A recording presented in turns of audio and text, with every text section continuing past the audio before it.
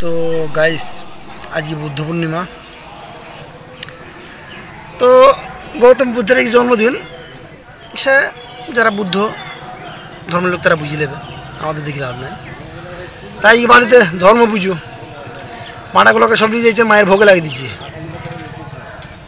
তার কি আর করবো, আমার তো হাতে কিছু করার নাই। তা বলি প্রথা যে কোথা থেকে সৃষ্টি হয়েছিল খুঁজ দিয়ে আদিকালে চলে গেলাম। তা শিব ঠাকুর মহাদেবকে তো মহাদেবের জবাব বাপ তো না, হ্যাঁ শ্বশুর বাবা, হ্যাঁ আছে, জিম করার জিনিসগুলো সব আছে। তা সতীর বাবা শিবকে নিমন্ত্রণ দেয়নি। শিব তো আমার মতন লোক, বাড়িঘর নেয়, ঘুরে ঘুরে বেড়ায় রাস্তায়, বুঝতে পারছো শিব ঠাকুর। তো তখন এই পিঁপড়ি শহর তো তখন শিব ধ্যানে বসে আছে আর কি, মানে পার্বতীর সরি সীতা, হ্যাঁ সতী, হ্যাঁ সবাইকে নিমন্ত্রণ করেছে, ব্রহ্মা বিষ্ণু আরও যারা দেবতা আছে। শিবকে আর নিমন্ত্রণ দেয়নি, শিব যায়নি। এবার সতী আমার বাপ আমার বরকে নিমন্ত্রণ দেয়নি, আমি যাবো। তাও শিব বলল যেও না, তাও চলে গেল। এবারে গিয়ে নিমন্ত্রণ দেয়নি, রাগ করি সতী এখানটাই আগুনে ভস্য হয়ে গেল, তো মরে গেল।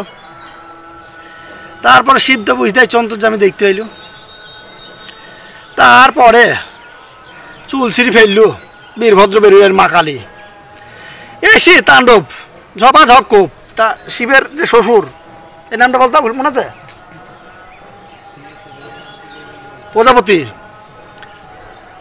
তো না, প্রজাপতি, আরে ছি নামটা ভুলে গেলাম। বোমবাচ্ছেরি, শিবের শ্বশুরের নামটা ভুলে গেলাম। দক্ষ তাই তো? আর আমার মাথায় আসছি, পেটে আসছি, মুখে আসছি না। দক্ষ রাজা, যাই হোক দক্ষ রাজা কি কেউ হবে? তোর যাই হবে দক্ষ না কে, সতীর বাবা। তো তখন ওই বীরভদ্র মানে শিবের এক রূপ এসে তার মুন্ডু উড়ে দিয়েছিল। তা নারায়ণ ব্রহ্মা বলল আমার পর বললে একটু বাঁচে দাও। তা পাঁটার কোপ করেছিল, সে পাঁটার মুন্ডু লাগিয়ে দিয়েছিল শিবের শ্বশুরের মাথায়। তো এতদূর অবধি জানে। তা বলি প্রথা সে আদিকালেও ছিল, এখন আছে, এর বেশি আমি কিছু বলতে পারব না। এ দেখো সব নাচতে যাচ্ছে, দেখাচ্ছে, দাঁড়াও তোমাদের দেখো। যাই হোক পাঁটালি যাইছে মানচোদরা, দেখাচ্ছে তোমাদের।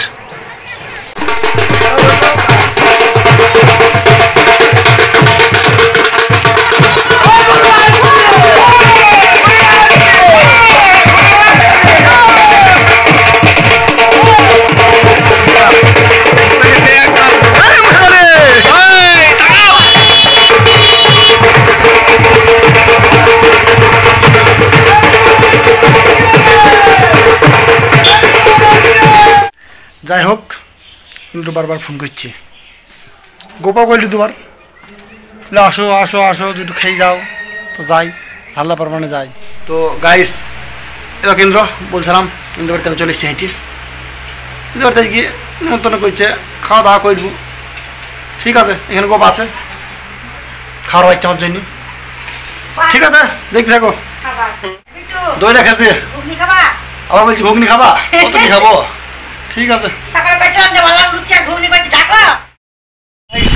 খাইতেই তো দিলাম।